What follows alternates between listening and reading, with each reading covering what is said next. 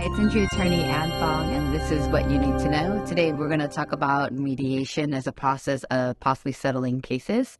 And so, in a mediation, you have agreed upon mediator. So the plaintiff agrees, and the plaintiff and defense counsel will agree upon a neutral mediator who can be a retired judge or a current attorney.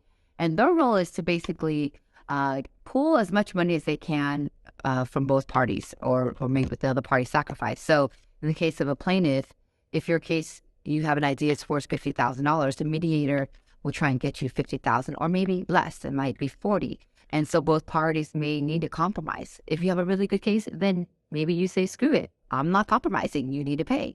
So that in return, mediations can last several hours sometimes, and sometimes they can be very fast and end quickly if there's not any realistic good faith bargaining going on, negotiations going on. As far as for the clients, in terms of what to expect when you go into mediation, so it'll be you and your attorney and a mediator who will go back and forth in a room. Nowadays, we're doing it a lot by Zoom, and there's no one else involved. Sometimes the other party has the adjuster for the insurance company. They're the ones that have the power, who actually pay out the money. So, but you don't ever meet them. The mediator just speaks with you. It will tell you what you should expect for a case.